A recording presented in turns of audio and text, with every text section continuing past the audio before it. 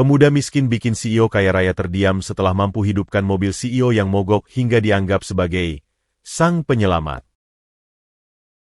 Halo sahabat, apa kabar semuanya? Sebelum masuk ke ceritanya, jangan lupa nyalakan subtitle dan subscribe terlebih dahulu ya. Matahari bulan Oktober di Jakarta bersinar tanpa ampun, memantulkan gelombang panas dari aspal yang lembab oleh polusi dan keringat kota. Jam menunjukkan pukul 13.47, puncak kesibukan yang kacau. Di jalur lambat Sudirman, sebuah Mercedes-Benz S-Class berwarna hitam pekat, sebuah simbol kesuksesan yang tak terbantahkan, sekarang hanyalah sebuah kotak logam mewah yang terperangkap dan bisu. Di dalam kabin yang sunyi, udara dingin dari AC sudah berhenti mengalir 10 menit yang lalu, digantikan oleh hawa pengap yang semakin menebal. Pak Alan Wiryawan, 45, dengan kemeja putih lengan panjang bermerek Italian yang sekarang merekat di punggungnya, menatap layar ponselnya yang sekarat. Baterai tinggal 3%. Setiap upayanya menghubungi asisten pribadinya, Clara, terhenti di tengah panggilan.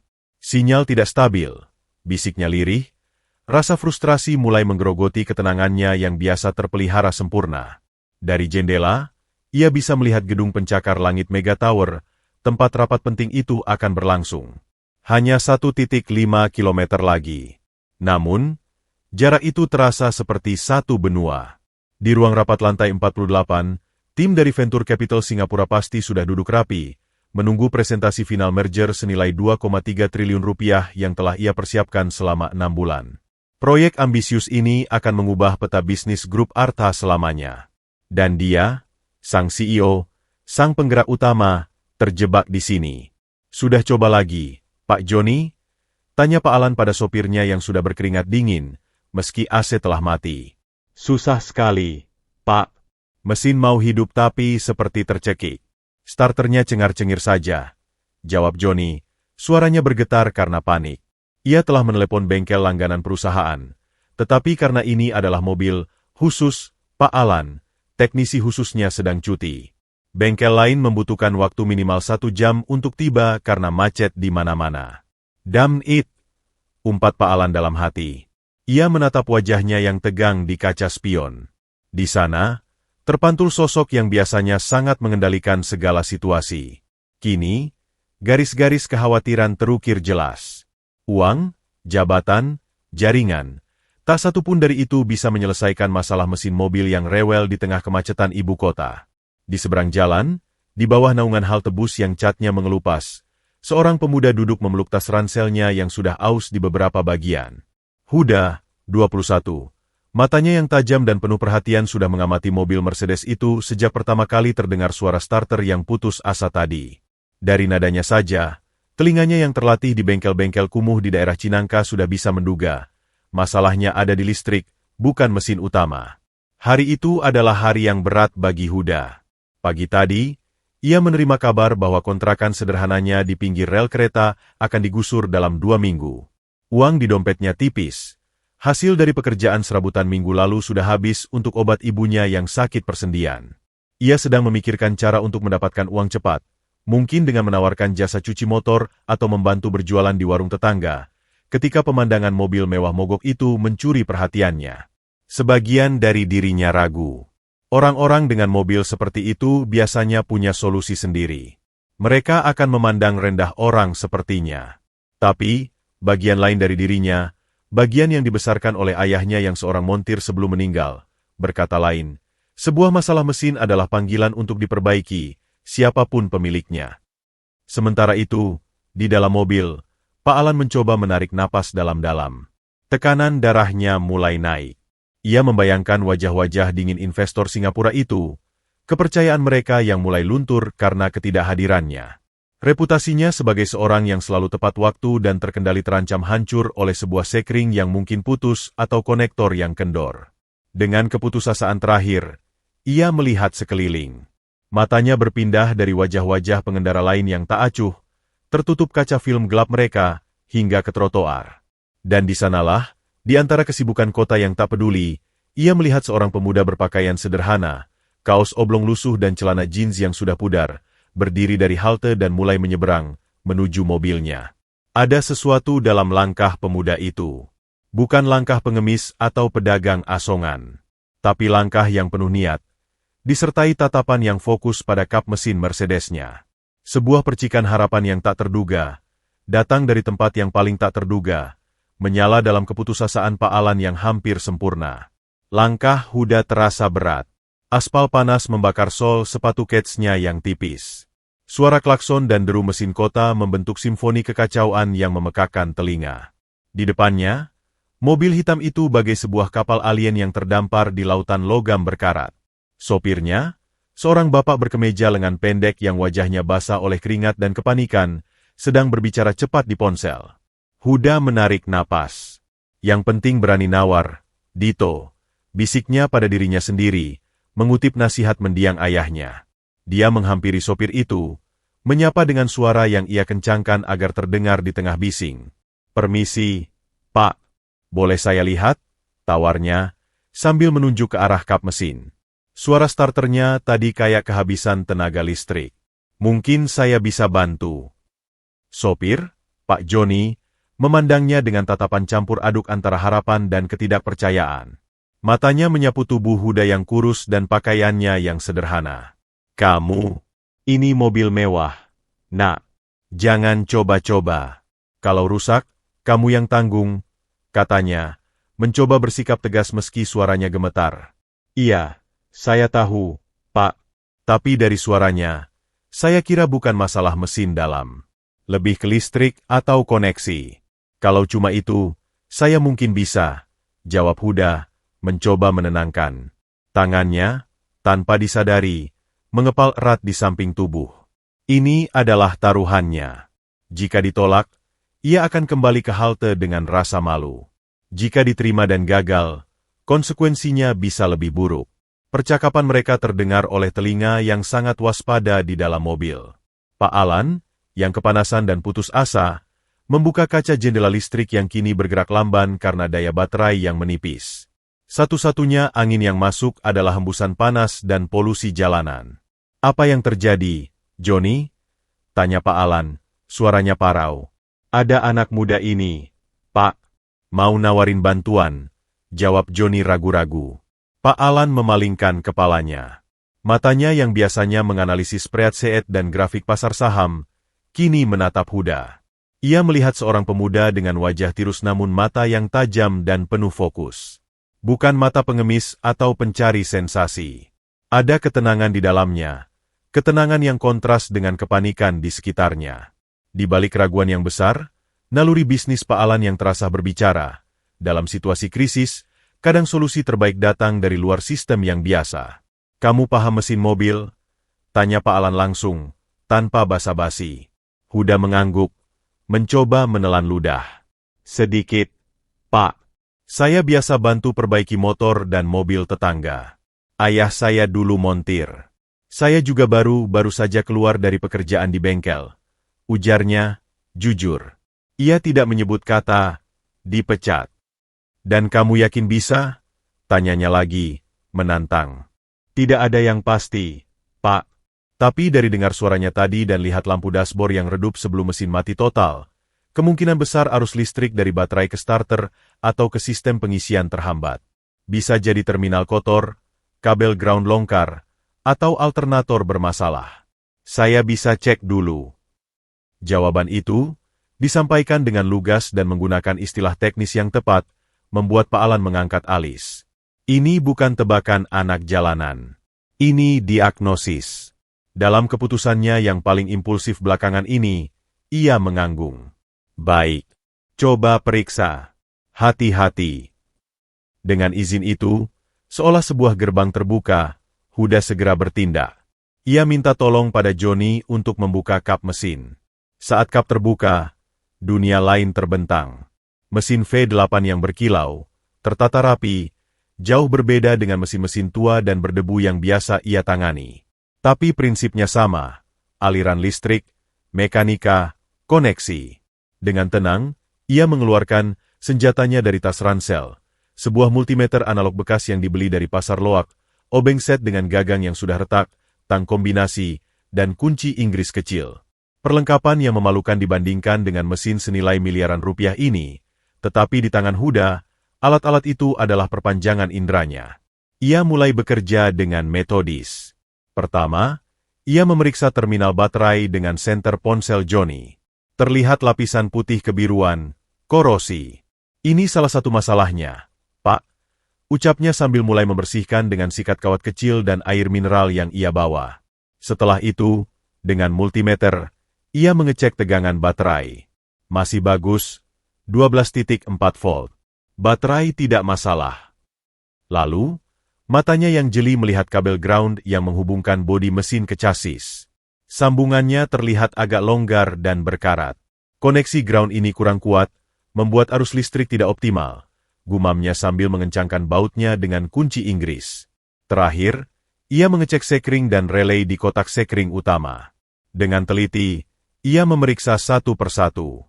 Dan di sana, ditemukannya sebuah sekring untuk sistem pengisian, alternator, yang filamennya terlihat lebih tipis dan rapuh, hampir putus. Alternator tidak mengisi baterai dengan sempurna, jadi pasokan listrik habis untuk starter dan AC. Jelasnya pada Pak Alan yang sekarang keluar dari mobil dan memperhatikannya dari dekat. "Kamu punya sekring pengganti?" tanya Pak Alan, terpesona dengan ketelitian pemuda ini. Huda menggeleng, tersenyum kecut. "Tidak, Pak. Tapi untuk sementara, kita bisa bypass dengan hati-hati atau setidaknya pastikan kontaknya bersih. Seringkali masalahnya hanya di kontak yang kotor." Dengan obeng, ia membersihkan kaki-kaki sekring dan dudukannya dengan teliti.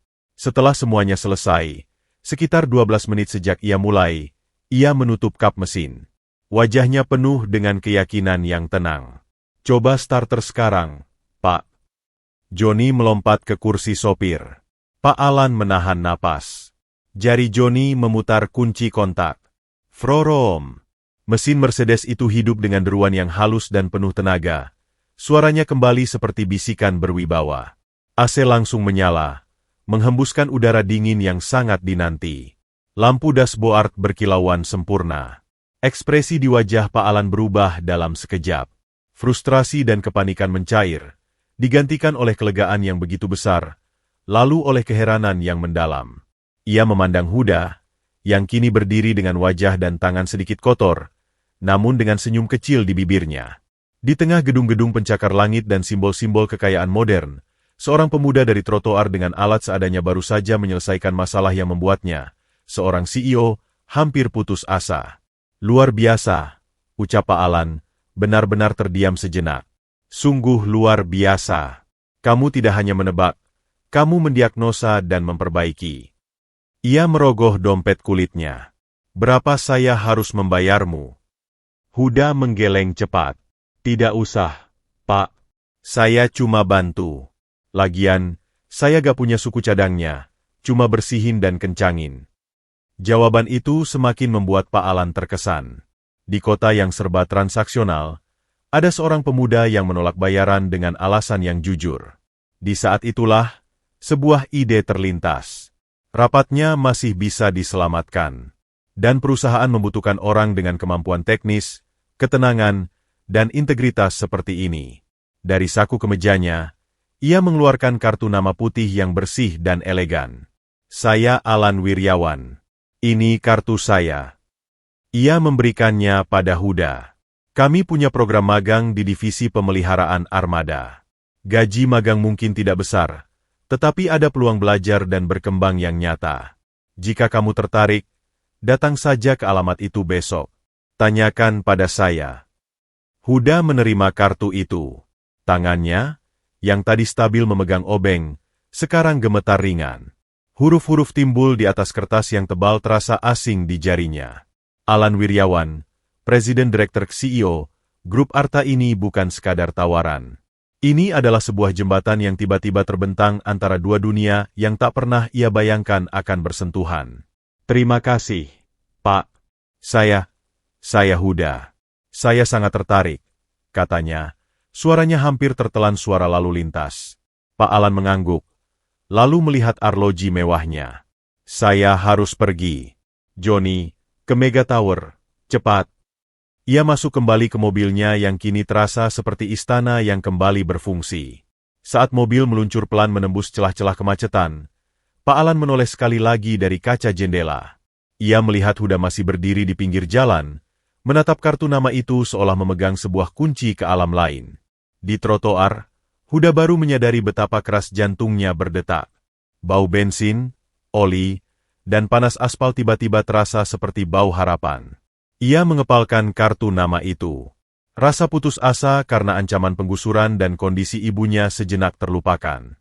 Sebuah pintu, sekecil apapun, baru saja terbuka.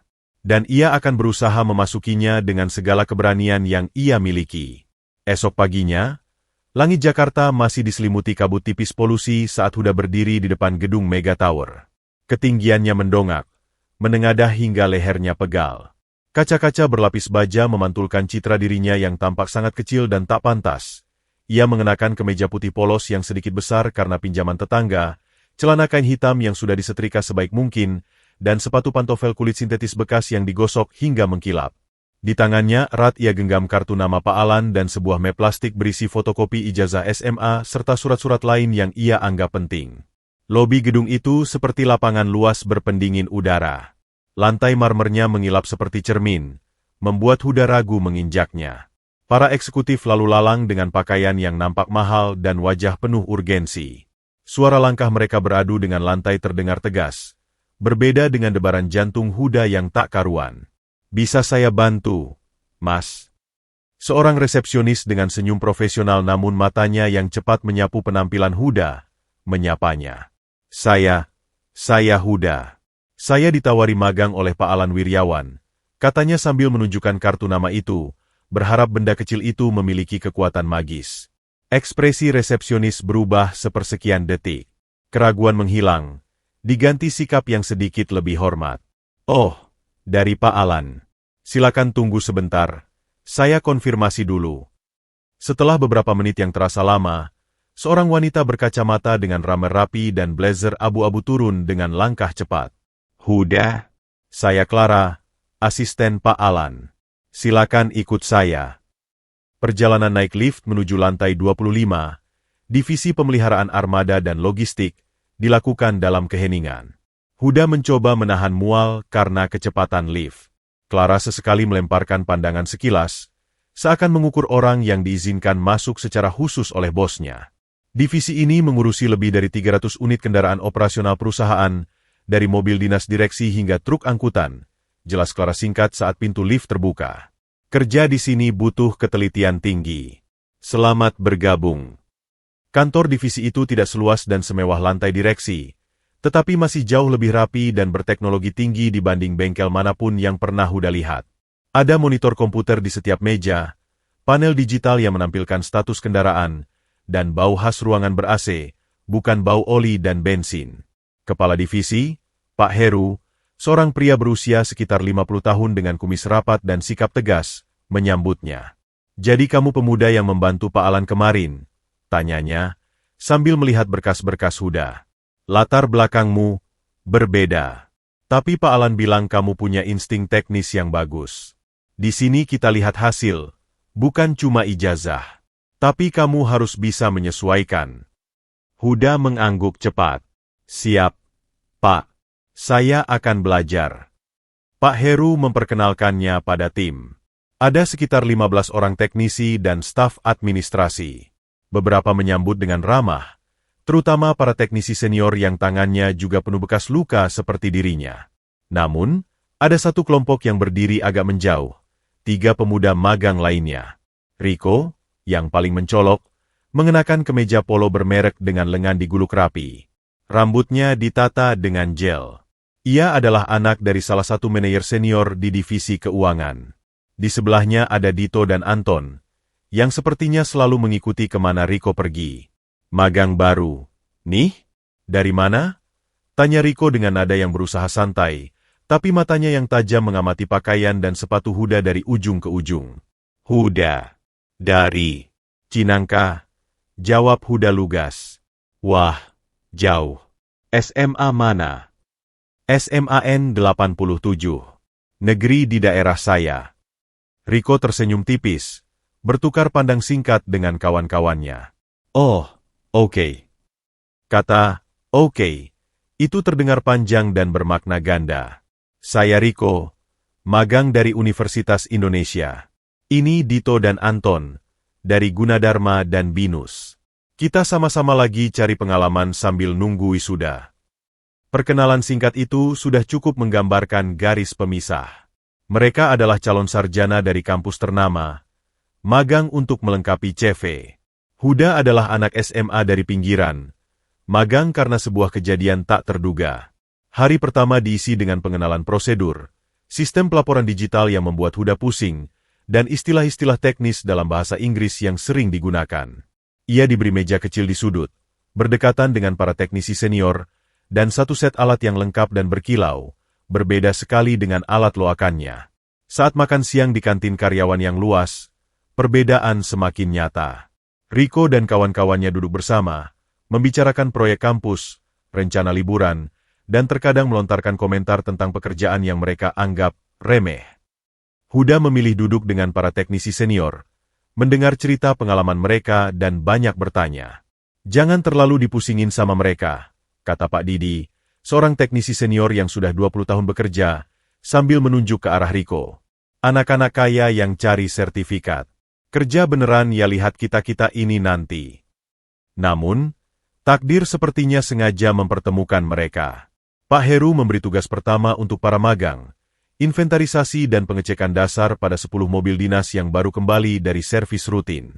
Mereka dibagi berpasangan, dan Huda dipasangkan dengan Riko. Kerjasama yang baik, ya, pesan Pak Heru. Riko menghela napas halus saat Pak Heru pergi. Gue lebih suka kerja di bagian data sih, tapi ya sudah, gumamnya. Ia lalu melihat daftar checklist di tablet. Lagian ini kerjaan sederhana. Cek oli, rem, ban, lampu.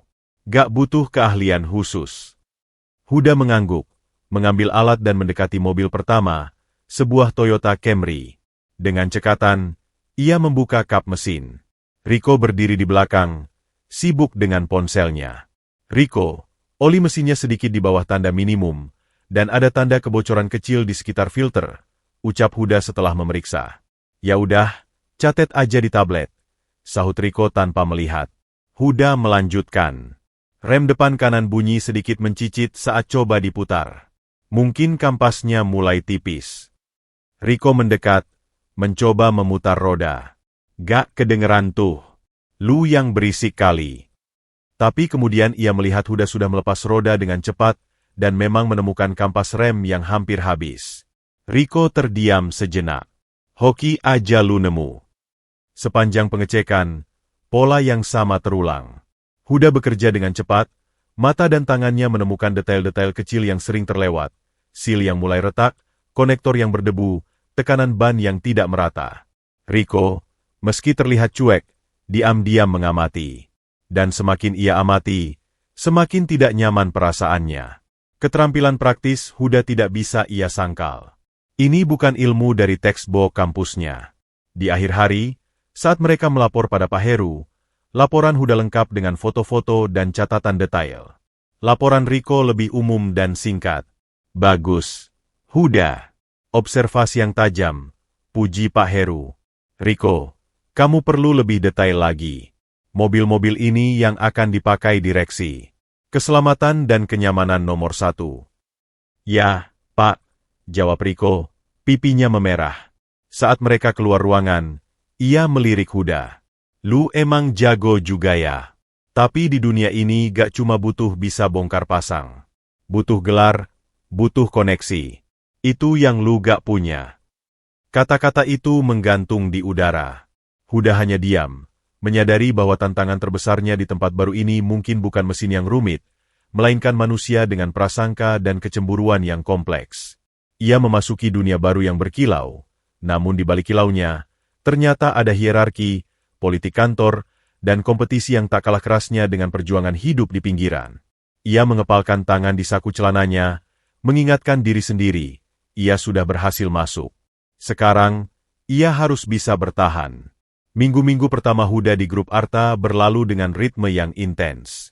Ia bagaikan spons kering yang menyerap segala pengetahuan.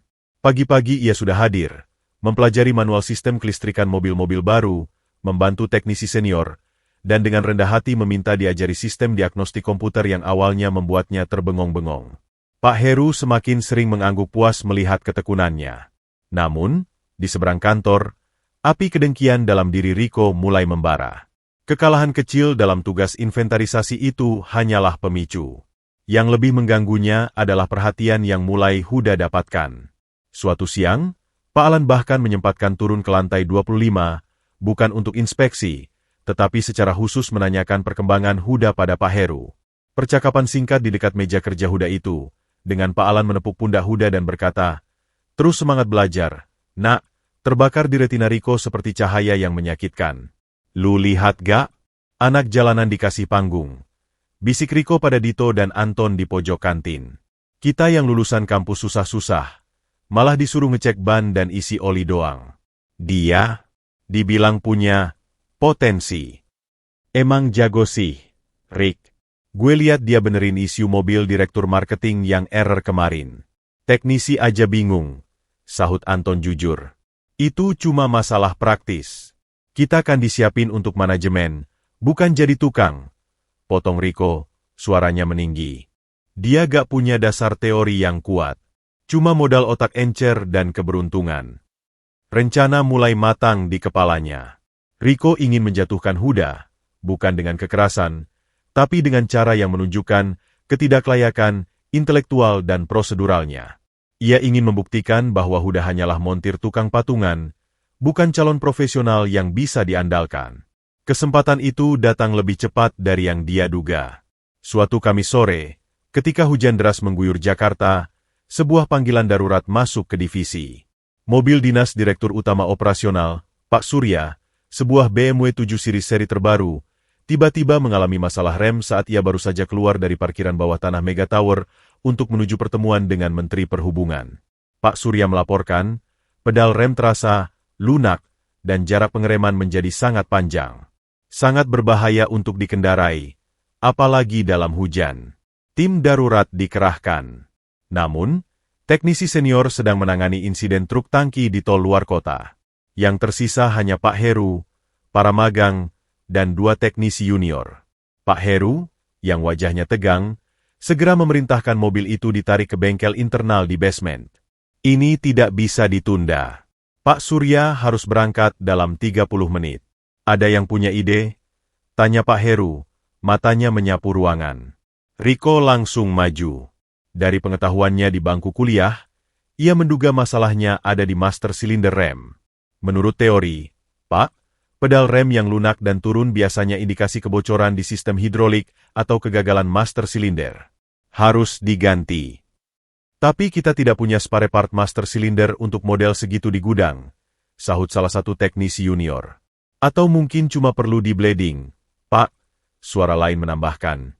Mungkin ada udara yang masuk setelah servis terakhir. Perdebatan teknis singkat terjadi. Waktu terus berlalu. Pak Surya, yang sudah turun dengan wajah masam, melihat jamnya setiap 2 menit. Huda, yang diam-diam sudah mengamati mobil itu sejak ditarik, maju selangkah. Mohon izin, Pak Heru, boleh saya cek sesuatu yang lebih dulu? Ia ingat pengalaman serupa dengan mobil tetangga yang baru saja diservis di bengkel abal-abal. Silakan, cepat, perintah Pak Heru. Dengan lampu senter di tangan, Huda membuka kap mesin. Ia tidak langsung menuju master silinder. Matanya justru menyusuri jalur pipa rem dan selang fleksibel. Lalu, ia membungkuk dan melihat ke bagian dalam roda depan kanan. Di sana, dekat kaliper rem, ia melihat sesuatu yang basah dan berkilat, berbeda dengan air hujan. Bekas cairan rem. Tapi yang menarik perhatiannya adalah baut blade nipple, baut pembuang udara, pada kaliper itu. Bautnya terlihat lebih baru dan dikencangkan dengan torque wrench spesifik. Pertanda baru diganti atau diutak-atik. Pak Heru, panggil Huda. Saya curiga masalahnya bukan master silinder atau kebocoran besar. Tapi di proses blading yang tidak sempurna setelah ganti kampas atau servis kaliper ini. Udara terjebak di dalam sistem, paling parah di kaliper kanan depan ini. Kalau kita coba blading ulang dengan metode yang benar dan cek tingkat kekencangan nipplenya, mungkin bisa sementara. Riko menyeringai. Blading ulang? Itu cuma solusi sementara. Lagian mana mungkin teknisi bengkel resmi salah blading. Tapi baut niplenya baru diganti, Pak. Dan ada bekas cairan di sini. Mungkin saat mengganti, teknisi tidak mengikuti prosedur vakum atau malah memasukkan udara. Balas Huda dengan tenang, meski jarinya menunjuk bukti fisik. Pak Heru mempertimbangkan. Waktu sangat mepet. Ganti master silinder mustahil. Kita coba cara Huda dulu. Siapkan peralatan blading. Cepat. Dalam waktu 10 menit, dengan hujan yang masih deras di luar, proses blading darurat dilakukan. Huda yang memimpin, karena dialah yang paling paham urutan dan tekniknya dari pengalaman langsung. Riko disuruh memompa pedal rem, raut wajahnya berang. Setelah beberapa kali proses dan mengamati gelembung udara kecil yang keluar dari selang, Huda memberi isyarat. Coba sekarang, Pak Surya. Pak Surya masuk, menyalakan mesin, dan menginjak rem. Ekspresinya berubah. Kokoh. Sudah kembali normal. Masalah sementara mungkin teratasi, Pak. Jelas Huda pada Pak Heru dan Pak Surya. Tapi mobil ini harus segera dibawa ke bengkel resmi untuk pengecekan menyeluruh sistem remnya. Bisa jadi ada komponen lain yang perlu diperhatikan. Pak Surya mengangguk, lalu melihat Nametag Huda. Huda? Magang? Bagus. Kamu menyelamatkan acara penting saya. Laporan resmi akan saya sampaikan pada Pak Alan. Ia lalu segera berangkat. Setelah kepergian Pak Surya, ruangan bengkel senyap sejenak. Lalu, Pak Heru menghampiri Huda. Analisis yang cepat dan tepat. Huda, kamu tidak hanya melihat teori, tapi juga membaca riwayat dan bukti fisik. Ini nilainya besar. Pujian itu seperti musik di telinga Huda, tetapi seperti paku di hati Riko. Ia merasa dipermalukan. Proposal teoritisnya disisihkan oleh solusi praktis, anak bengkel. Dan yang lebih parah, direktur utama yang memujinya. Malam itu, di sebuah kafe mahal, Riko mengadakan pertemuan kecil dengan Dito dan Anton. Wajahnya gelap. Kita tidak bisa biarkan ini terus terjadi. Dia akan mengambil posisi kita, bahkan mungkin dapat posisi tetap sebelum kita lulus. Geram Riko. Tapi gimana? Dia emang beneran bisa, kata Dito. Bisa itu bukan segalanya. Di perusahaan, yang namanya prosedur, protokol, dan liability itu lebih penting. Ucap Riko, matanya berbinar licik. Kita harus bikin dia melakukan kesalahan prosedur yang besar. Sesuatu yang melanggar aturan baku, yang bisa bikin dia dianggap tidak profesional dan membahayakan aset perusahaan. Riko mulai merancang skenario. Ia tahu ada armada truk tangki pengangkut bahan kimia khusus yang akan menjalani perawatan rutin minggu depan. Perawatannya sangat ketat, harus didokumentasikan setiap langkah, dan memerlukan penandatanganan bertingkat. Itulah celahnya. Kita akan membantu dia dengan memberinya data yang seolah-olah sudah diverifikasi, lalu kita sabloni di bagian dokumentasinya. Saat ada masalah nanti, semua bukti kertas atau digital akan menunjuk ke dia sebagai orang yang lalai. Bisik Riko, sebuah senyum tipis mengembang di bibirnya. Api kedengkian telah resmi menyala, dan rencananya mulai berjalan. Riko yakin, kecerdikan akademis dan pengetahuannya tentang birokrasi perusahaan akan mengalahkan keahlian tangan kasar Huda. Pertempuran antara gelar dan pengalaman, antara koneksi dan kompetensi, memasuki babak yang lebih berbahaya. Dan Huda, yang masih bersyukur karena bisa membantu hari ini, sama sekali tidak menyadari badai yang sedang dipersiapkan untuknya. Pujian dari Direktur Utama Pak Surya bagai pisau bermata dua bagi Huda. Di satu sisi, ia mendapatkan pengakuan yang sangat ia dambakan. Beberapa teknisi senior yang awalnya ragu sekarang mulai melibatkannya dalam pekerjaan yang lebih kompleks. Bahkan Pak Heru memberinya akses terbatas ke sistem diagnostik komputer generasi terbaru, sebuah kepercayaan yang jarang diberikan pada magang. Namun, di sisi lain, pujian itu juga membuat garis pemisah antara dirinya dengan para magang lain, terutama Riko, semakin dalam dan tajam. Riko dan kelompoknya kini tak lagi menyembunyikan sikap dingin mereka. Mereka berbicara dengan bahasa Inggris dan istilah teknis rumit di depan Huda, terkadang diselingi tawa yang terasa dipaksakan. Mereka membentuk kelompok eksklusif saat makan siang, Dan Huda semakin sering menghabiskan waktu bersama para teknisi atau makan sendiri sambil mempelajari manual di tabletnya. Namun, konflik di dalam kantor ternyata bukan satu-satunya badai yang harus dihadapi Huda. Masalah dari dunia lamanya menjangkau dirinya dengan cara yang tak terduga. Suatu sore sepulang kerja, saat Huda berjalan menuju halte bus, sebuah motor tua dengan knalpot bising menghampirinya dari belakang. Huda, lama gak ketemu, jadi orang kantoran nih. Suara itu membuat darah Huda membeku. Ia menoleh dan melihat sosok yang sangat tidak ingin ia temui. Bang Kobar, mantan mandornya di bengkel Samudra Jaya, dulu. Wajah Bang Kobar yang keriput dengan mata sipit dan senyum mengembang yang selalu membuatnya tidak nyaman, kini terlihat lebih mengganggu. Ia masih memakai seragam bengkel yang kotor, namun ada tatapan baru di matanya, tatapan yang menghitung. Bang Kobar, ada apa? Tanya Huda singkat, berusaha terus berjalan. Santai, nak. Jangan langsung cemberut. Gue lihat lu dari tadi keluar dari gedung mewah itu. Katanya lu sekarang magang di grup Artha? Hebat. Anak didik gue ternyata jago, kata Bang Kobar sambil mendampingi Huda dengan motornya, membuat beberapa pejalan lain menyingkir. Kebetulan saja, Bang. Kebetulan? Gak ada yang kebetulan, Hud. Itu rejeki lu. Dan, rejeki gue juga dong. Kalimat terakhir diucapkan dengan nada yang tiba-tiba berubah. Manisnya sirna, digantikan oleh sengatan yang khas. Gue denger gaji magang di sana lumayan. Lu kan sekarang bisa nolong orang yang dulu ngasih lu kerjaan. Ibu lu masih sakit-sakit-an? Biaya kontrakan gusur juga butuh uang kan? Huda berhenti. Dadanya sesak. Saya belum terima gaji pertama, Bang. Dan gaji magang cuma cukup untuk hidup pas-pasan. Jual mahal. Lu kerja di perusahaan konglomerat. Pasti ada jalur buat dapetin uang tambahan. Atau, Bang Kobar mendekat, bau rokok dan bensin menyengat. Atau gue bisa bantu, jaga reputasi lu di sana. Jangan sampai mereka tahu kalau dulu lu pernah pinjam spare part bekas yang masih layak pakai dari bengkel gue buat bantu tetangga. Atau jangan sampai mereka tahu bapak lu dulu, sudahlah. Yang penting, kita bisa kerja sama.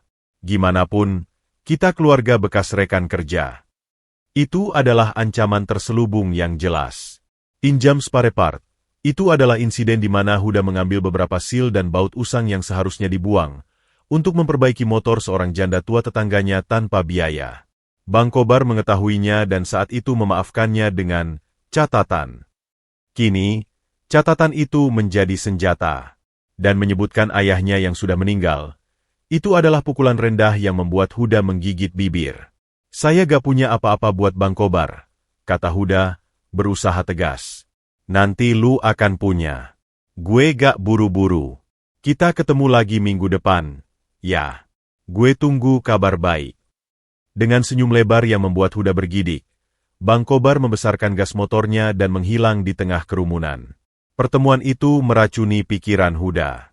Ia pulang ke kontrakan kecilnya yang pengap dengan perasaan dikepung. Di kantor, ada Riko yang ingin menjatuhkannya. Di luar, ada Bang Kobar yang ingin memerasnya. Dan di rumah, ada ibunya yang batuk-batuk memandangnya dengan harapan sekaligus kekhawatiran. Kerjamu gimana, nak? Jangan sampai direpotkan sama orang lain, pesan ibunya. Huda hanya bisa mengangguk, menahan beban yang semakin berat. Keesokan harinya di kantor, tekanan dari dalam mulai muncul secara lebih formal. Pak Heru memanggil Huda ke ruangannya. Wajahnya tampak serius. Duduk, Huda. Ada sesuatu yang perlu kita bicarakan. Pak Heru menghela napas. Kamu dapat pujian dari Pak Surya itu hal yang bagus. Tapi, ada beberapa komentar yang sampai ke saya, juga ke telinga manajemen yang lebih tinggi. Komentar apa, Pak? Tentang prosedur. Beberapa orang, terutama dari divisi lain, mempertanyakan kelayakan seorang magang, tanpa latar belakang pendidikan formal di bidangnya, untuk menangani masalah kritis seperti kemarin. Mereka bilang, meskipun berhasil, itu bisa menjadi presiden buruk. Melewatkan jalur protokol, mempertaruhkan aset perusahaan dengan diagnosa naluri. Pak Heru memandang Huda. Ini bukan dari saya, ya.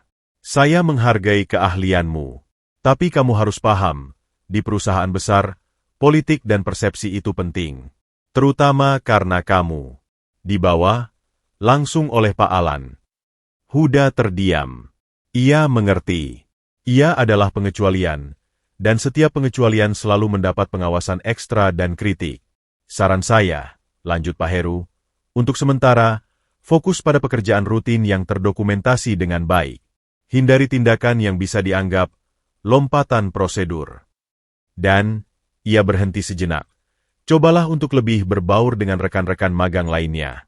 Kurangi kesan bahwa kamu istimewa. Itu adalah pukulan halus. Ia diminta untuk mengecilkan diri, untuk tidak bersinar terlalu terang. Ini adalah permainan yang sama sekali asing baginya. Di bengkel, yang menang adalah yang paling cepat dan tepat memperbaiki. Di sini, ternyata bukan. Saat keluar dari ruangan, ia berpapasan dengan Riko yang kebetulan lewat. Riko tersenyum, senyum yang kali ini penuh dengan kemenangan kecil. Dapat bimbingan dari Pak Heru, ya? Wajar.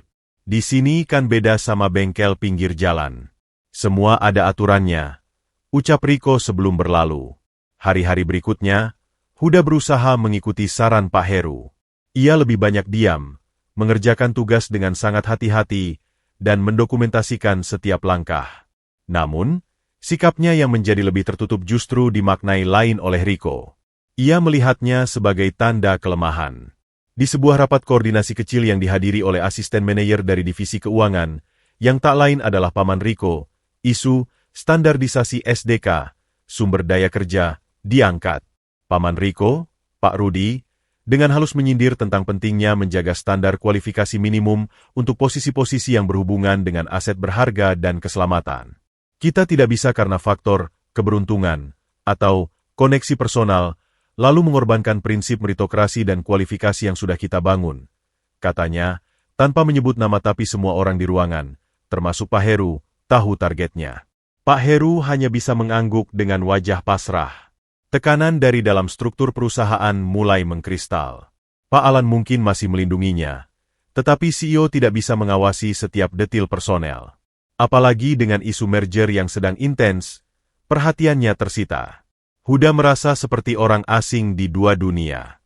Di dunia barunya, ia dicurigai karena latar belakangnya. Di dunia lamanya, ia diancam karena keberhasilannya yang baru. Ia terjepit. Ketika ia melihat ke cermin di kamar mandi perusahaan, ia melihat wajah lelah seorang pemuda yang mulai mempertanyakan, apakah jembatan yang ia seberangi ini sebenarnya adalah jembatan yang membawanya ke tebing yang lebih curam. Ancaman Bangkobar yang akan datang minggu depan, dan pandangan sinis Riko di kantor, adalah dua sisi dari mata uang yang sama, ketidakpantasan.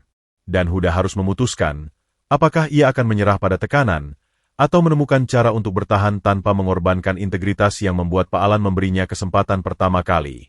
Pertarungan untuk eksistensinya sebagai sang penyelamat, kini berubah menjadi pertarungan untuk bertahan hidup. 5 hari menjelang akhir bulan, puncak dari rencana Riko tiba. Armada truk tangki pengangkut bahan kimia khusus, 5 unit untuk pengangkutan pelarut industri, akan menjalani Periodic Inspection and Maintenance, PIM, rutin 3 bulanan. Prosedurnya sangat ketat, melibatkan checklist fisik, tekanan, kebocoran, kelayakan kartu pengaman, dan sistem pembuangan.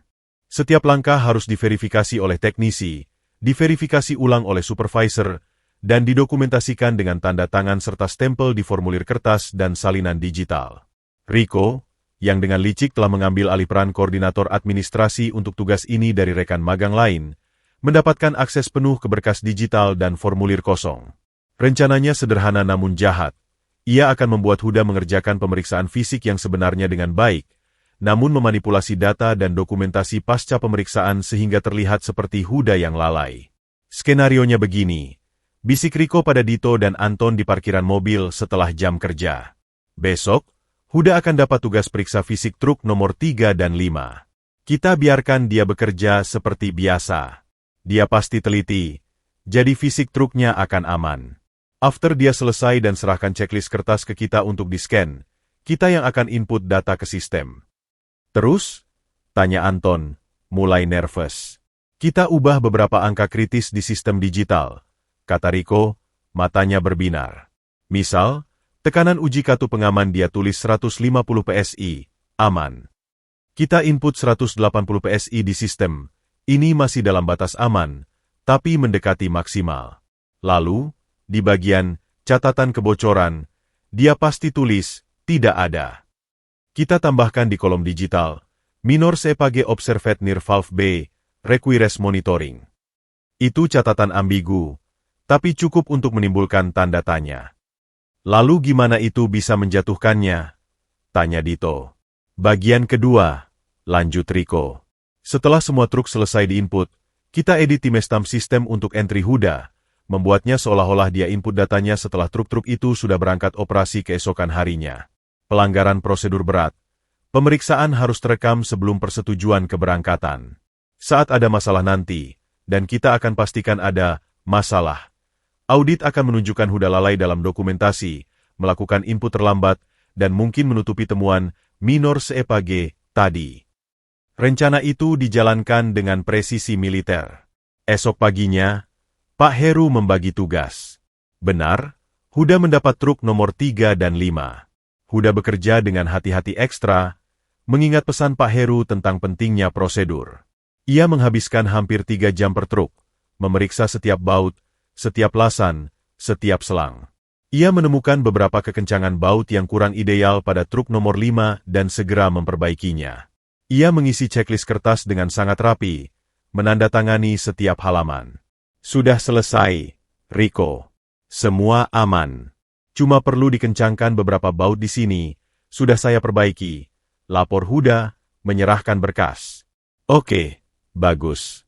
Nanti gue yang urus input ke sistem dan pengarsipannya, kata Rico dengan senyum ramah yang palsu. Lu lanjut aja ke tugas rutin lain. Huda mengangguk, lega. Ia sama sekali tidak curiga. Baginya, Rico hanya menjalankan tugas administratif.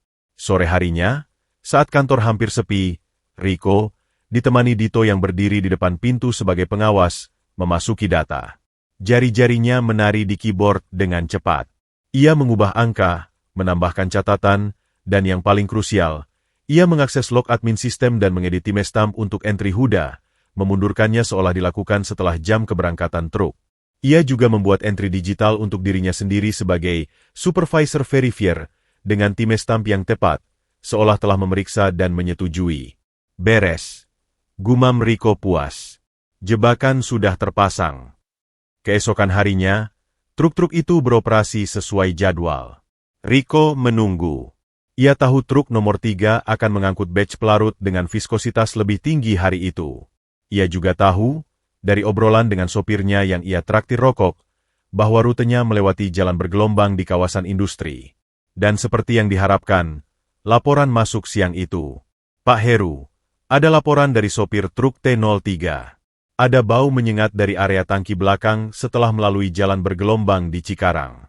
Dia sudah berhenti dan melakukan pengecekan darurat. Dia melaporkan ada cairan yang merembes sangat kecil di sekitar kartu pengisian ulang. Lapor seorang staf logistik. Wajah Pak Heru berubah pucat. Bahan kimia itu bukan yang paling berbahaya. Tapi kebocoran sekecil apapun adalah insiden serius. Protokol darurat dijalankan. Truk diisolasi, tim hazmat dikirim, dan yang paling penting, audit dokumen segera dimulai. Di ruang rapat kecil, suasana mencekam.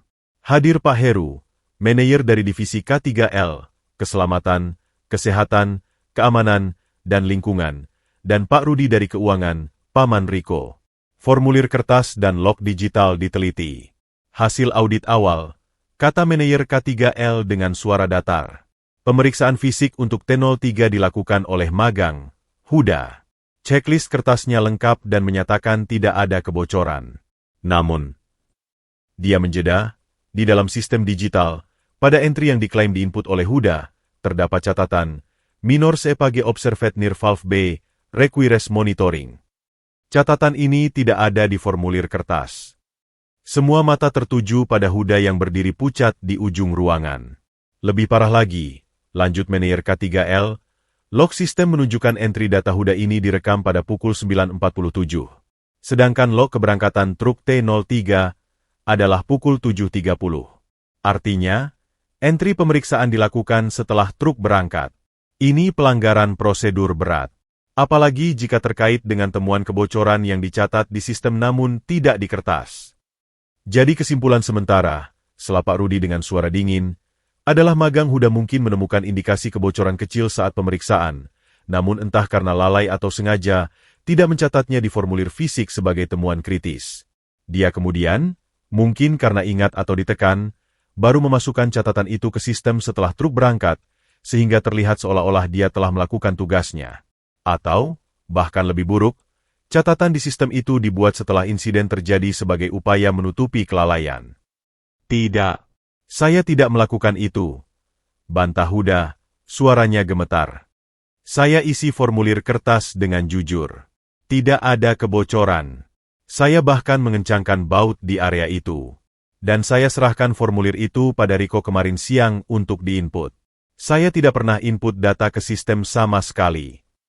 Klaim yang mudah, kata Pak Rudi. Riko, sebagai koordinator administrasi, apa kamu punya bukti? Riko berdiri dengan wajah penuh penyesalan yang dramatis. Saya menerima formulir kertas dari Huda kemarin.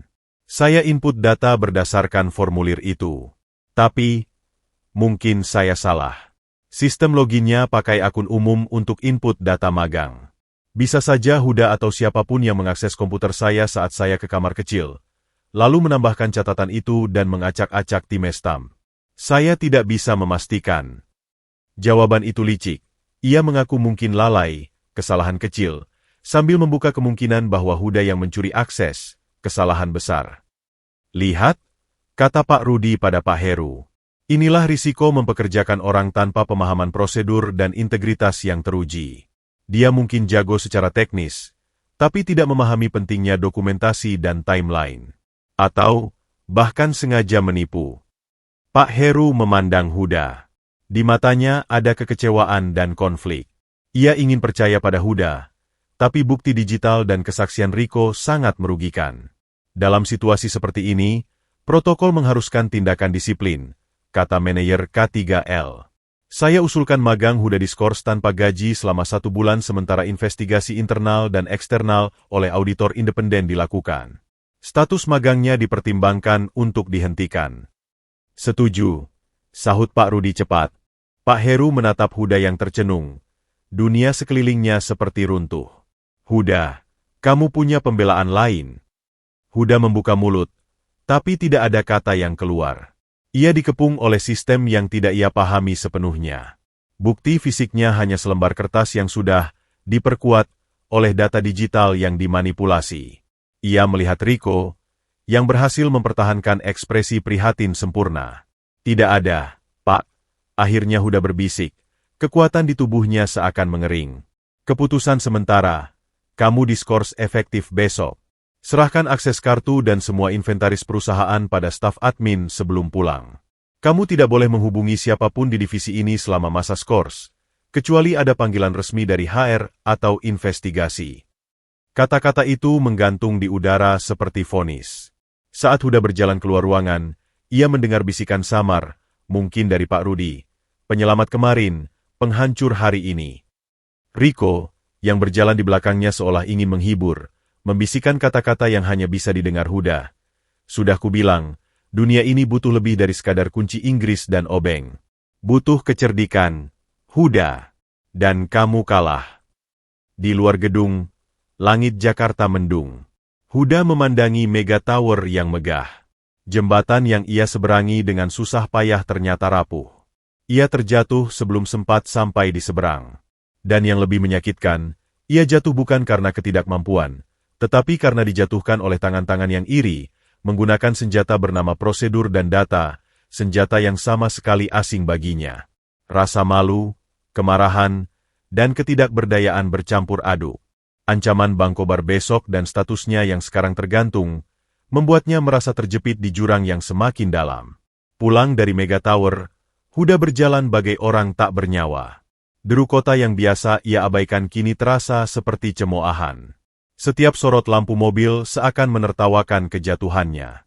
Tas kerjanya yang biasa berisi alat dan manual kini hanya berisi beberapa barang pribadi dan surat pemberitahuan skorsing resmi dari HR yang terasa membara di tangannya. Ia tiba di depan kontrakan sempitnya di pinggir rel kereta. Lilin dan lampu minyak sudah dinyalakan tetangga karena listrik dari PLN padam, seperti biasa di kawasan ini. Bayangan-bayangan bergoyang di dinding bilik kayu menciptakan siluet kesedihan. "Nak, kenapa pulangnya larut? Makan malam sudah dingin," sapa ibunya, Siti, dari balik tirai kain yang memisahkan ruang tamu sekaligus kamar mereka dengan dapur kecil.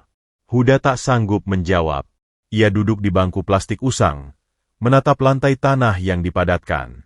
"Huda, ada apa?" Ibu Siti mendekat, wajahnya yang keriput penuh kekhawatiran. Di matanya, Huda melihat pantulan harapan yang selalu ia pupuk, harapan bahwa anak semata wayangnya akan keluar dari lingkaran kemiskinan ini. "Saya, diskors, Bu," ucap Huda, suaranya parau. 1 bulan tanpa gaji. Dan setelah itu, mungkin dipecat. Ibu Siti terduduk di sampingnya. Tangannya yang kasar dan penuh urat meraih tangan Huda. "Kenapa? Apa yang kamu lakukan?"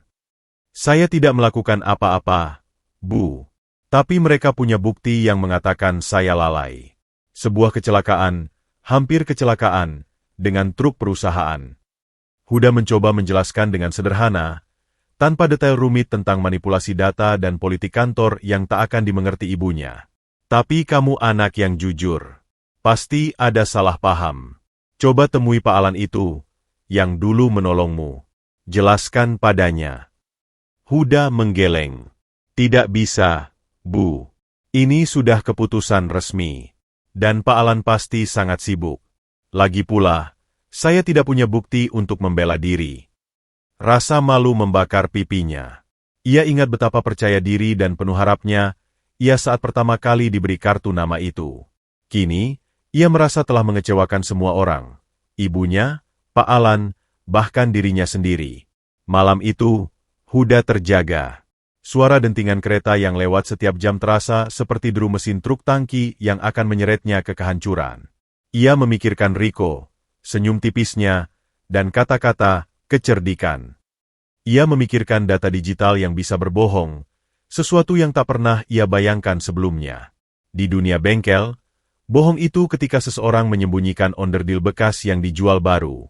Di dunia korporat, bohong ternyata lebih halus, lebih mematikan, dan tersimpan rapi di dalam server berlapis-lapis keamanan. Keesokan pagi, saat matahari belum sepenuhnya muncul, ketukan kasar di pintu kayunya membuyarkan tidur tak nyenyaknya. "Bang Kobar." "Wah, masih tidur? Orang sukses kan harus bangun pagi," goda Bang Kobar dengan kasar, masuk tanpa permisi. Matanya menyapu ruangan yang miskin, dan senyumnya semakin lebar. "Gue denger kabar kurang enak nih, Hud. Katanya lu kena masalah di kantor?" "Diskors." Berita itu menyebar cepat.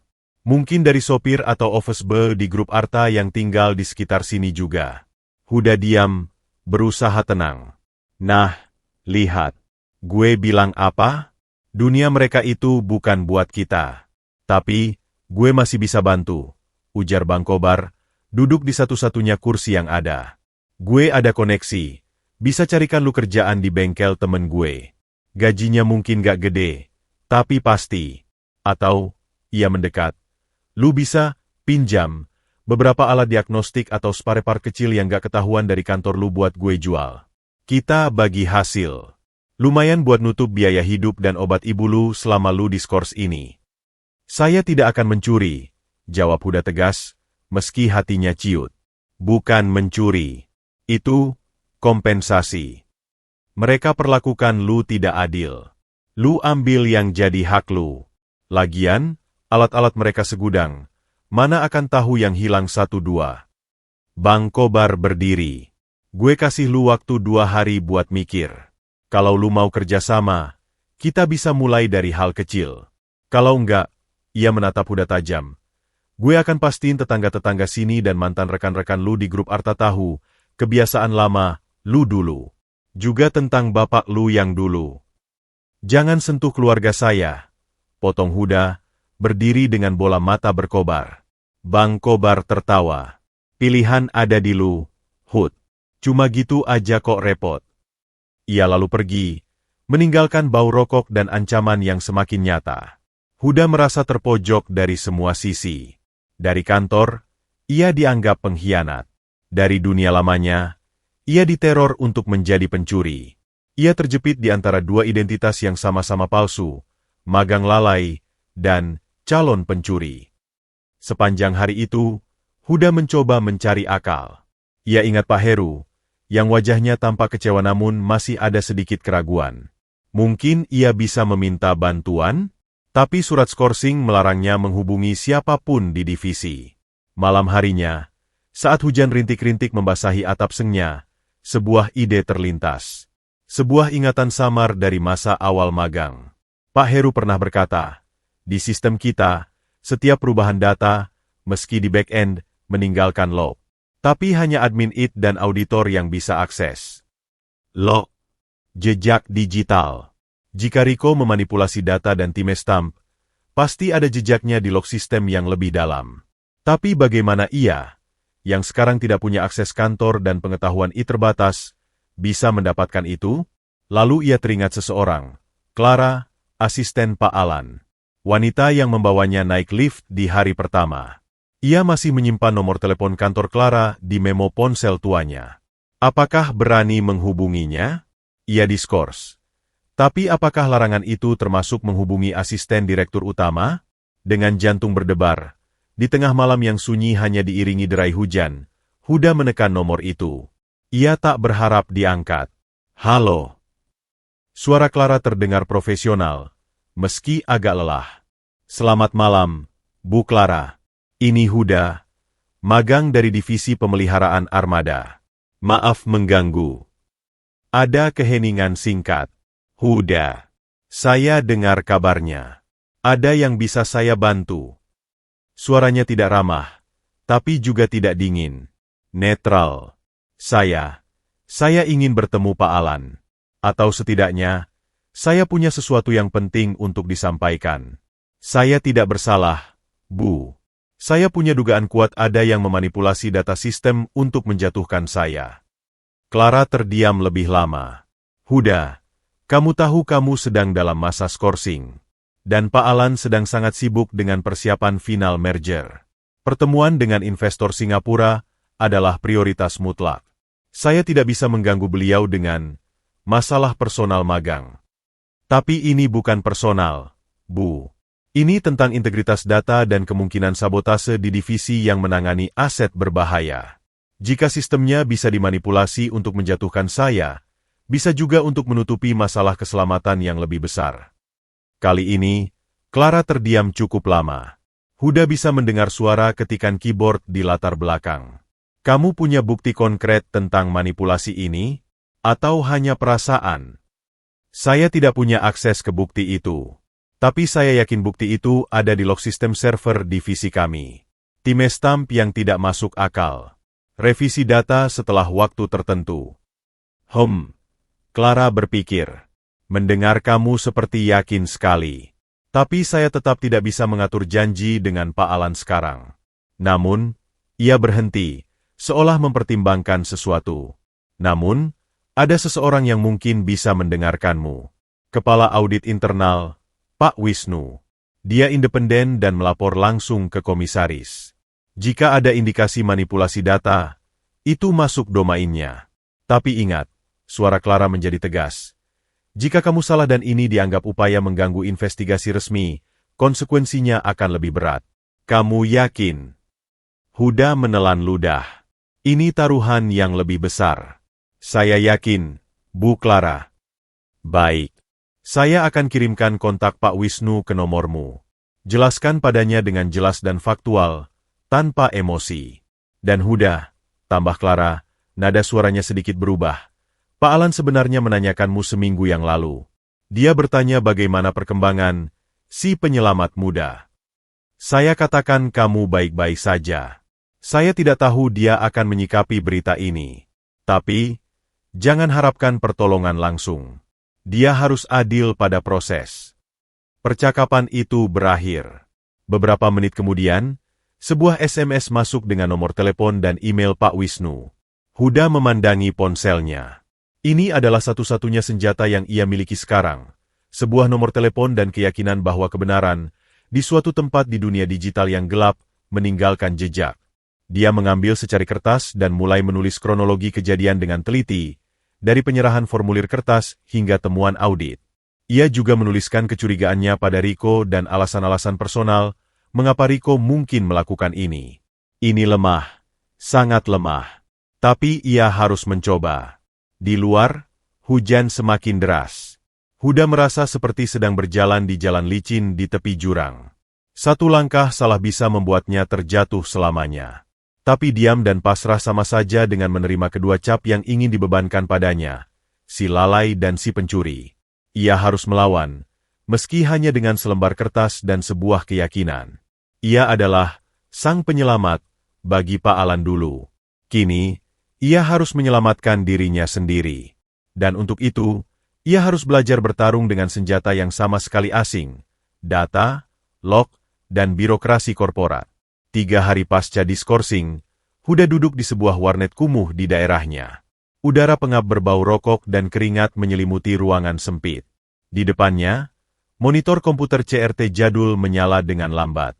Ia sudah mengirim email panjang pada Pak Wisnu, kepala audit internal, dan melakukan panggilan singkat untuk memperkenalkan diri. Responnya dingin namun profesional. Kami akan melihat dalam proses audit yang lebih luas.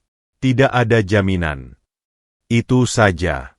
Huda tidak bisa hanya menunggu. Ibu semakin sering batuk, dan ancaman Bang Kobar seperti pedang di atas leher. Ia harus bergerak. Pikiran terus-menerus kembali pada satu kata, log, jejak digital. Jika Rico mengedit data dan timestamp, pasti ada catatan di server. Tapi bagaimana mendapatkannya? Ingatannya kembali pada malam-malam lembur di kantor. Suatu kali, ia melihat teknisi IT yang datang untuk maintenance server divisi. Server itu, sebuah rak hitam berkerlip lampu hijau dan merah, berada di ruang kecil berpendingin di ujung lantai 25, bersebelahan dengan ruang arsip. Aksesnya menggunakan kartu karyawan dan PIN. Kartu Huda sudah disita, tapi ia ingat hal lain. Kadang, untuk hal darurat di luar jam kerja, teknisi senior seperti Pak Didi menggunakan kode akses darurat yang diberikan oleh Pak Heru secara lisan. Kode itu berupa angka sederhana yang diubah setiap bulan. Bulan lalu, kebetulan Huda mendengar Pak Heru membisikannya pada Pak Didi, 7391. Apakah kode itu masih berlaku? Dan apakah sistem log bisa diakses dari dalam jaringan perusahaan tanpa hak admin khusus? Huda tidak tahu. Tapi ia tahu seseorang yang mungkin tahu, dan mungkin mau membantunya secara diam-diam. Pak Didi, teknisi senior yang selalu bersikap baik padanya. Dengan sisa uang terakhir, Huda membeli pulsa dan menelepon Pak Didi dari telepon umum. Suara ramah di seberang sana langsung terdengar khawatir. Huda, nak, gimana kabarmu? Dengar kabar kurang bagus nih. Baik, Pak Didi. Saya butuh bantuan. Tapi ini berisiko untuk Bapak. Dengerin dulu. Huda menjelaskan kecurigaannya tentang manipulasi data dan keinginannya untuk membuktikan diri dengan melihat log sistem. Saya cuma butuh satu kesempatan, Pak, untuk masuk ke server divisi kita dan cari jejak Rico. Saya ingat kode akses darurat bulan lalu, 7391. Apakah itu masih berlaku? Dan apakah log sistem bisa diakses dari komputer biasa di ruang server? Pak Didi terdiam lama. Huda, itu bahaya. Kalau ketahuan, bukan cuma kamu yang dipecat. Saya juga bisa kena. Tapi, ia menghela napas. Saya juga gak percaya kamu ceroboh. Rico dan kawan-kawan itu licik. Mereka udah bikin suasana jadi tidak nyaman di sini. Pak Heru juga terlihat banyak pikiran. Pak Didi, saya tidak minta Bapak yang lakukan. Saya minta informasi saja. Dan izin untuk meminjam kartu akses Bapak sebentar, mungkin besok malam. Saya akan tanggung semua risikonya. Kartu saya? Gila kamu. Gak mungkin. Kalau tidak bisa, tolong beritahu apa yang harus saya lakukan. Saya cuma punya cara ini, Pak. Setelah pertimbangan yang terasa seperti 1 jam, akhirnya Pak Didi berbisik pelan. Kode 7391 itu sudah ganti. Tapi, gue perhatikan pola Pak Heru. Angkanya sering cuma diputar atau dikurangi 1. Coba kombinasi yang dekat-dekat angka itu. Untuk log, coba cari file dengan ekstensi log atau audit di direktori jaringan server divisi 25 logs. Biasanya bisa dibuka pakai Notepad. Tapi hati-hati, jam 8 malam sampai 6 pagi, ada satpam yang patroli tiap 2 jam. Dan ada CCTV di lorong depan ruang server. Itu informasi yang sangat berharga. Malam itu, Huda merencanakan segalanya. Ia akan menyusup ke gedung Mega Tower. Cara masuk? Ia ingat, tukang kebun dan petugas kebersihan malam sering masuk melalui pintu belakang dekat area pembuangan, di mana satpam jarang memeriksa ID dengan ketat asal seragamnya cocok. Huda masih menyimpan seragam biru tua maintenance-nya yang biasa ia pakai saat kerja kasar. Itu bisa menjadi penyamaran. Keesokan malam, pukul 21.30, dengan jantung berdebar kencang, Huda berjalan mendekati pintu belakang Mega Tower. Ia memakai seragam biru, membawa tas ransel berisi ponsel, senter kecil, dan sebotol air. Seperti dugaan, satpam di pos hanya melirik seragamnya dan mengangguk, mengira ia adalah petugas kebersihan atau teknisi shift malam. Setelah masuk, ia menggunakan tangga darurat untuk naik ke lantai 25, menghindari lift yang mungkin dipantau. Napasnya tersengal-sengal saat sampai di pintu tangga menuju lantai 25. Melalui kaca kecil di pintu, ia melihat lorong yang terang benderang namun sepi. Ia menunggu hingga patroli satpam lewat, seorang bapak tua yang setengah mengantuk, sebelum membuka pintu perlahan. Dengan langkah cepat dan senyap, ia menuju ruang server. Di depan pintu, ada kipat dengan lampu merah. Ia mencoba angka yang diberikan Pak Didi. 7391. Lampu merah. Gagal. Ia mencoba variasi. 7390, 7392, 6391, 8391. Semua lampu merah. Keringat dingin mulai membasahi pelipisnya. Waktu terus berjalan. Dalam kepanikan, ia mencoba memutar angka itu, 1937. Bip, lampu hijau menyala, dan kunci magnetik terdengar membuka. Huda hampir menjerit lega. Pola, diputar, ternyata benar. Ia masuk ruangan kecil yang penuh dengungan kipas server. Dinginnya menusuk. Di sudut, ada sebuah meja dengan komputer monitor yang menyala, kemungkinan untuk monitoring. Ia segera menyalakan komputer, tanpa perlu login karena untuk akses lokal. Dengan gemetar, ia membuka file Explorer dan menuju ke alamat jaringan yang diberikan Pak Didi, server divisi 25 logs. Folder itu terbuka, penuh dengan file bernama tanggal. Ia mencari file dengan tanggal pemeriksaan truk tangki. Ditemukannya, log main 202310025TRN. Ia membukanya dengan Notepad. Layar dipenuhi baris-baris kode dan timestamp yang membingungkan bagi orang awam. Tapi Huda fokus mencari kode transaksi yang berkaitan dengan ID truk T03 dan ID usernya sendiri, yang berupa MG005 untuk magang nomor 5. Matanya yang cepat berhasil menemukan beberapa entry. 2023 10:25 pukul 14:32:11. User, MG005, Action, View, Form, TRK T03 Pisika. 2023 10:25 pukul 14:45:8. User, MG005, Action, Saf_Draft, Form, TRK T03 Pisika. 2023 10:25 pukul 16:20:33. User, Sub_Rico, Action, Verify, Form, TRK T03 Pisika. 2023 10:25 pukul 16:21:15. User, Sub_Rico, Action, Edit_Field, Form, TRK T03 Physical, Field, Pressure_Valve, Old, 150, New, 180. 2023 10:25 pukul 16:21:40. User, Sub_Rico, Action, Add_Note, Form, TRK T03 Physical, Note, Minor Sepag Observed. 2023 10:25 pukul 16:22:05. User, Admin_SYS, Action, Offread_Timestamp, Form, TRK T03 Physical, New_TS. 2023 10:26 pukul 9:47 menit, Rek_by, _Rick. Huda membeku. Ini dia. Bukti yang tak terbantahkan. Log menunjukkan dengan jelas. 1. Ia, MG005, hanya melihat dan menyimpan draft formulir pada sore hari. 2. Rico, _Rico, yang memverifikasi dan kemudian mengedit tekanan dari 150 ke 180.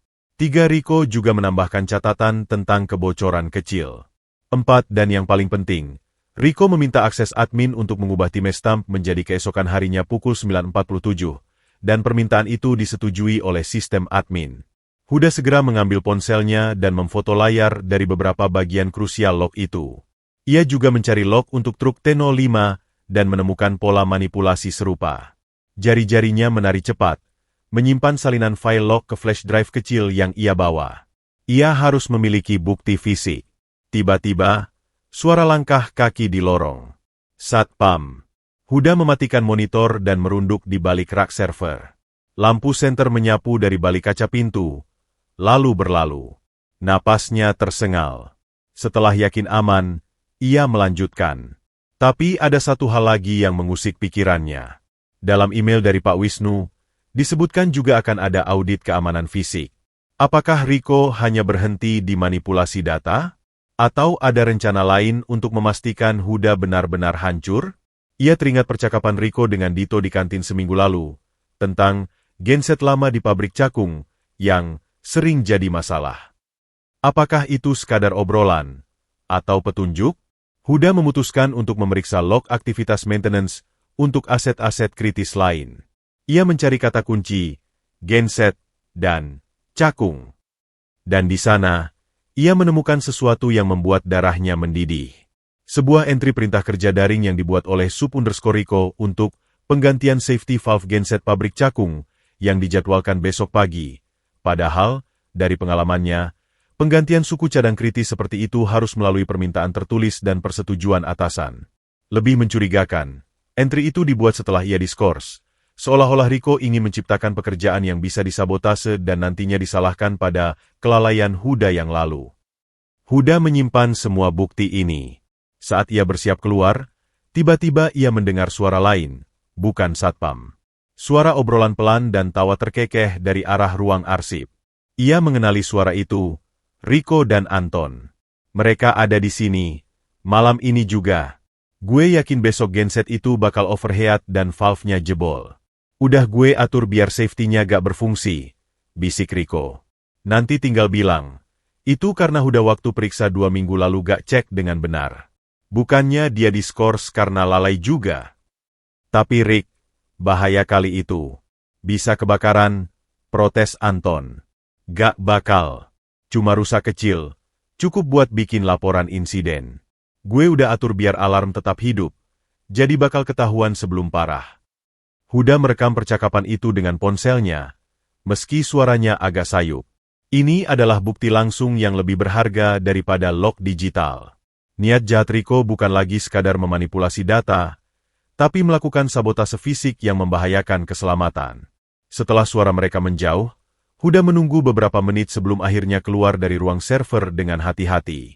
Ia berhasil keluar dari gedung dengan cara yang sama. Jantungnya masih berdebar kencang namun kini diisi oleh keberanian baru. Di dalam tasnya, ia membawa senjata untuk membebaskan dirinya, bukti digital yang tak terbantahkan dan rekaman percakapan kriminal. Kebenaran yang tersembunyi di balik dengungan server kini ada di tangannya. Besok, ia akan menghadapi semua ini dengan kepala tegak. Bang Kobar, Pak Rudi, bahkan ketakutan akan kemiskinan, semuanya harus menunggu. Pertama-tama, ia harus menyelamatkan nyawa orang di pabrik cakung, dan kemudian menyelamatkan namanya sendiri.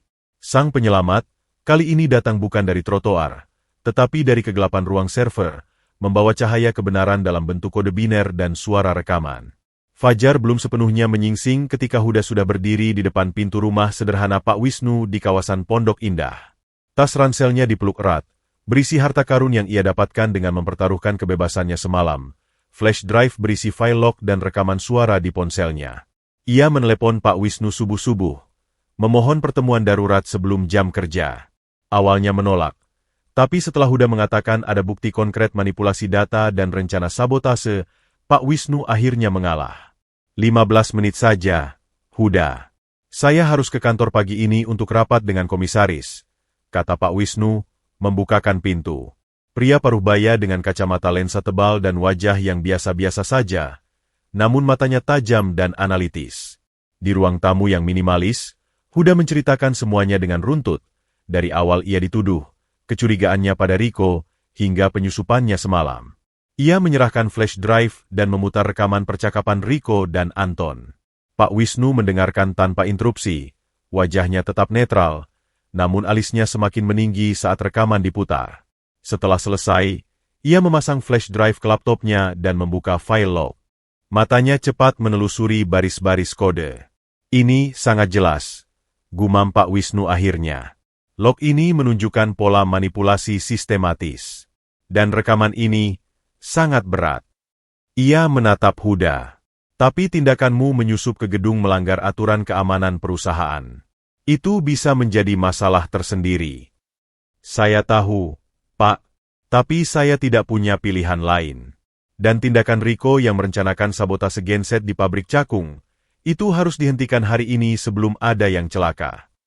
Pak Wisnu mengangguk pelan, lalu mengambil ponselnya.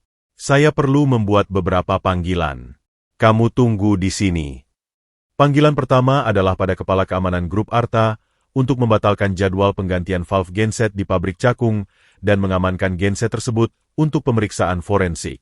Panggilan kedua adalah pada Pak Heru, memintanya datang ke kantor Pak Wisnu pagi ini dengan membawa semua dokumen terkait kasus truk tangki. Panggilan ketiga, dan yang paling menegangkan, adalah pada Pak Alan.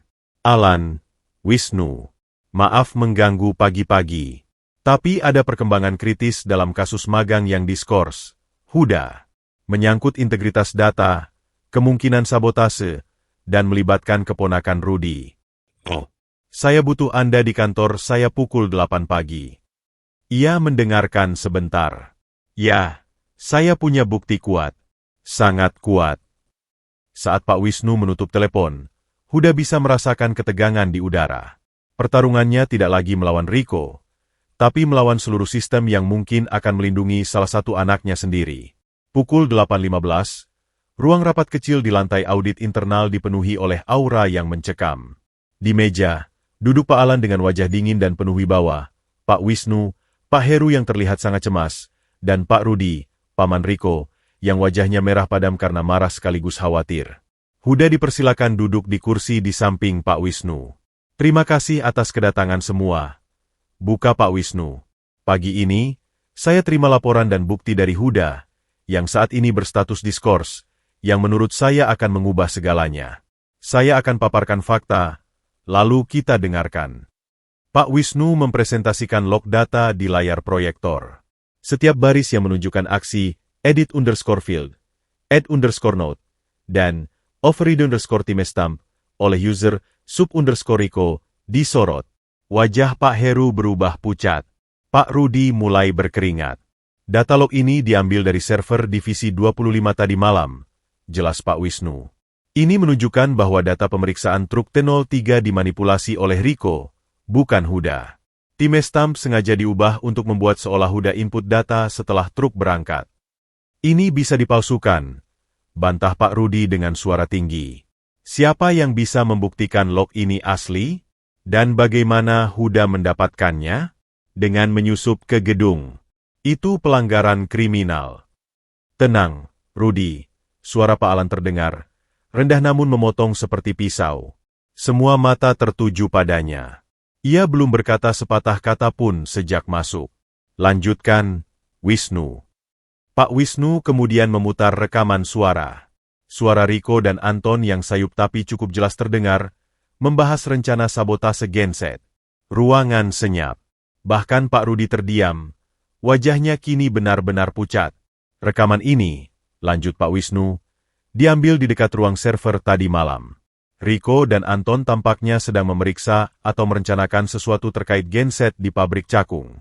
Kebetulan, ada entry pekerjaan untuk genset itu yang dibuat oleh Rico kemarin.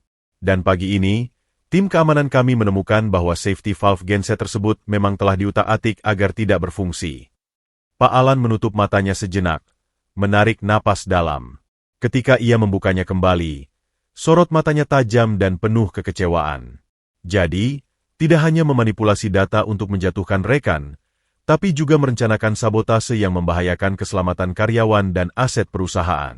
Dan semua ini dilakukan oleh seorang magang, yang notabene keponakan seorang manajer senior. Tatapannya menuju Pak Rudi, yang kini menunduk. Pak Heru akhirnya bicara, suaranya bergetar. Saya minta maaf, Pak Alan. Saya tidak mengawasi dengan baik. Saya terjebak pada bukti permukaan.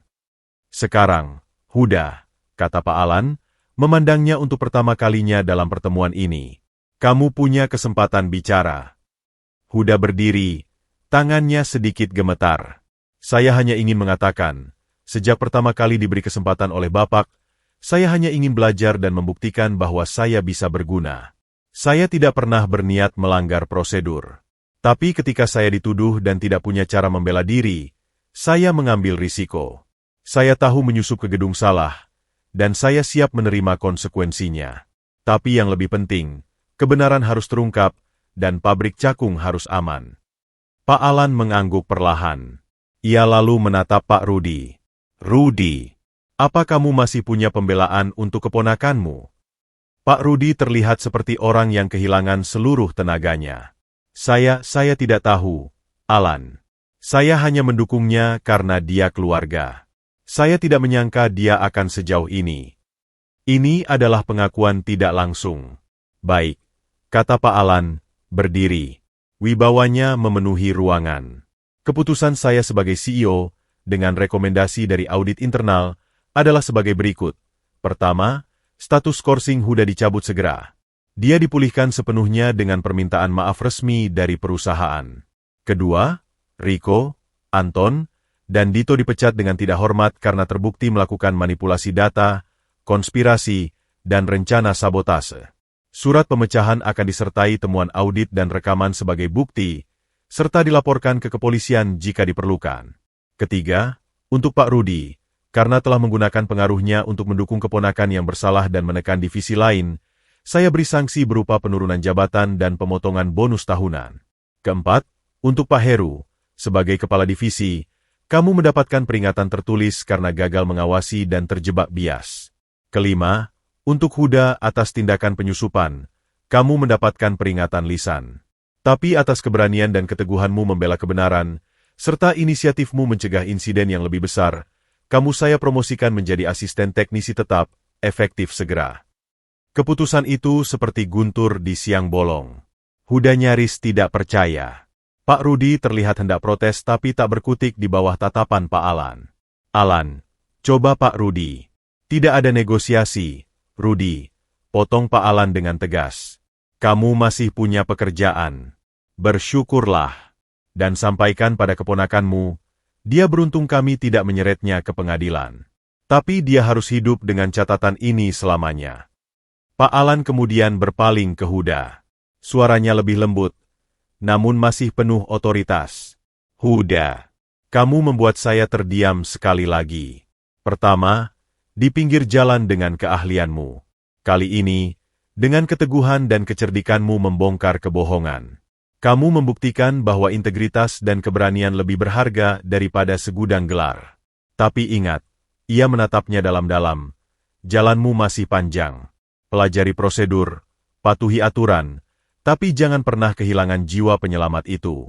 Sekarang, kamu bisa kembali ke divisimu dengan kepala tegak. Pertemuan ditutup. Saat keluar ruangan, Pak Heru memegang bahu Huda. Selamat, nak, dan maafkan saya. Huda hanya bisa mengangguk.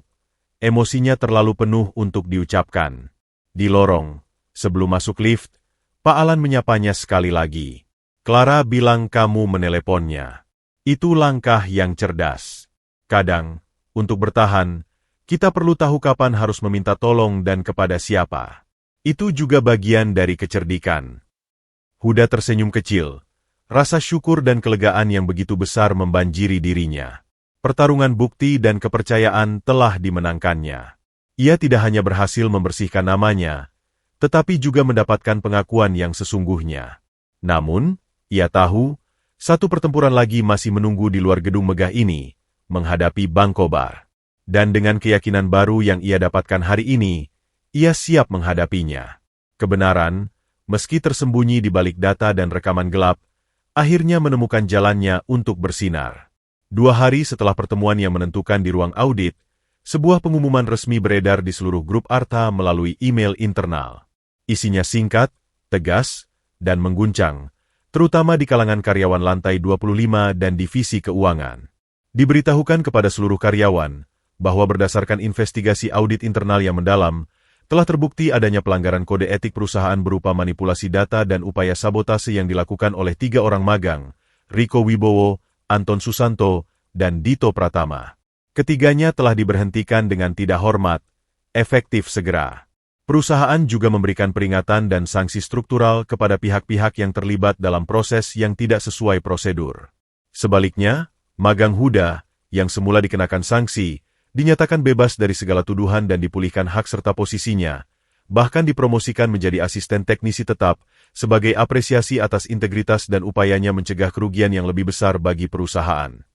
Email itu dibaca dengan decak kagum, geleng-geleng kepala, dan tentu saja, kepuasan dari mereka yang selama ini merasa tidak nyaman dengan sikap Riko dan kawan-kawan. Suasana di divisi pemeliharaan armada berubah drastis.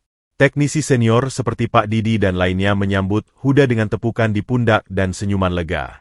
"Kami tahu kamu tidak bersalah, Nak," kata Pak Didi, berbisik.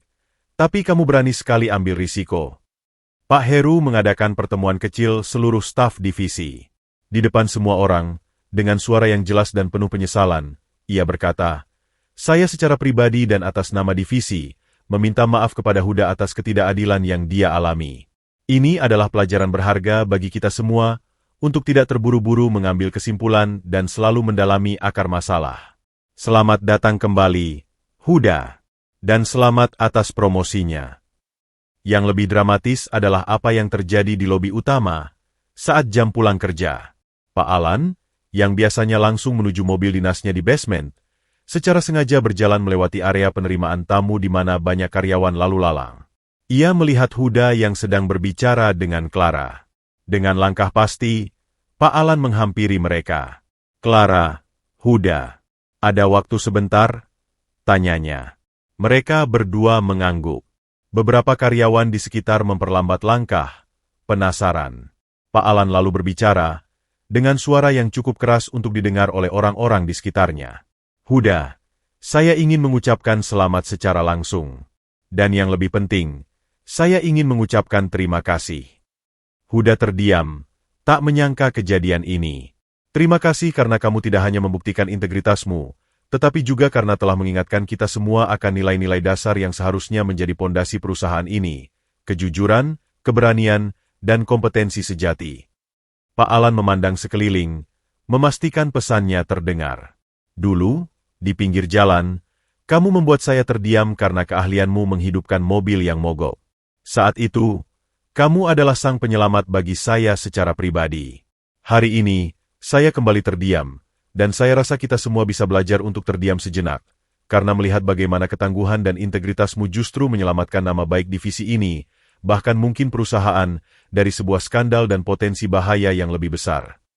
Ucapan itu bukan lagi sekadar pujian. Itu adalah pengakuan resmi, sebuah legitimasi yang diberikan langsung dari puncak pimpinan. Beberapa orang bertepuk tangan pelan. Clara tersenyum. Huda, dengan dada yang dipenuhi rasa haru, hanya bisa membungkuk hormat. "Terima kasih, Pak Alan. Saya hanya melakukan apa yang saya rasa benar." "Dan itulah yang membedakan seorang profesional sejati," sahut Pak Alan. "Teruskan. Perjalananmu baru dimulai."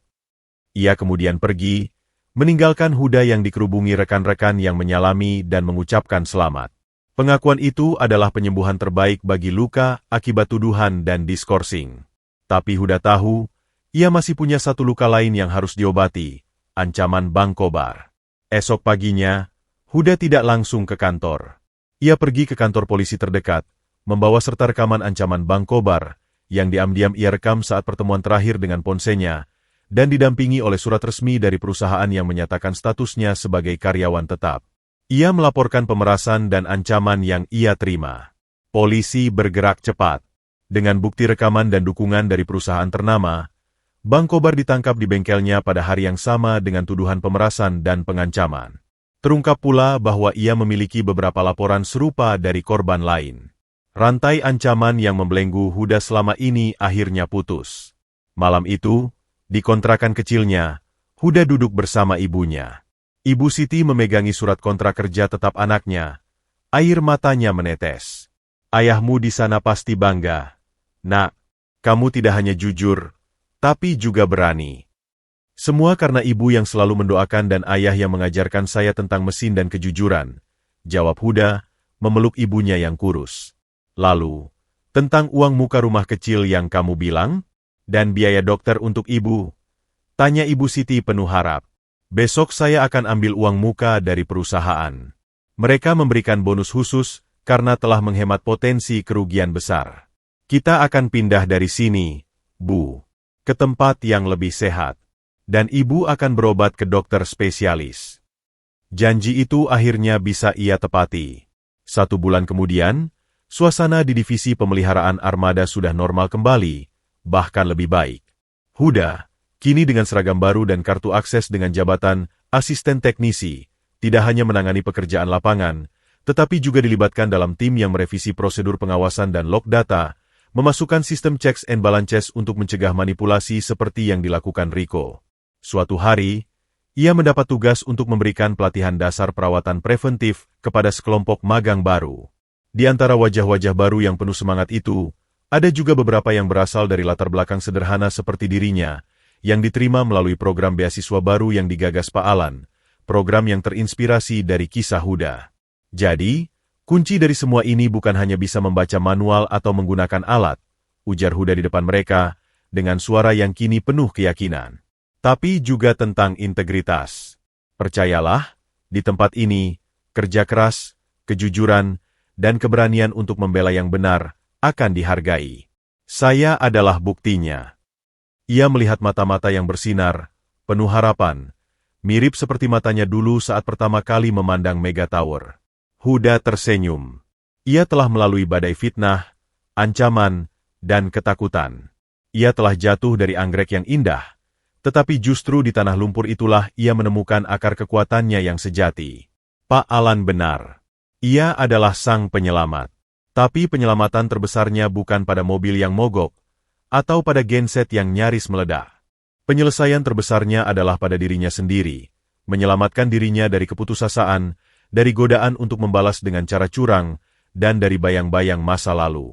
Ia telah membersihkan rumahnya, baik rumah fisik berupa kamar kontrakan, maupun rumah batinnya, dari segala kotoran ancaman dan ketidakpercayaan. Dan sekarang, dengan rumah yang bersih dan hati yang tenang, ia siap membangun masa depannya, 1 batu bata kejujuran dan 1 sendok semen kompetensi pada suatu waktu. Ia tidak lagi sekadar pemuda miskin dari pinggir jalan. Ia adalah Huda, sang penyelamat yang telah menyelamatkan dirinya sendiri, dan siap menginspirasi orang lain untuk melakukan hal yang sama.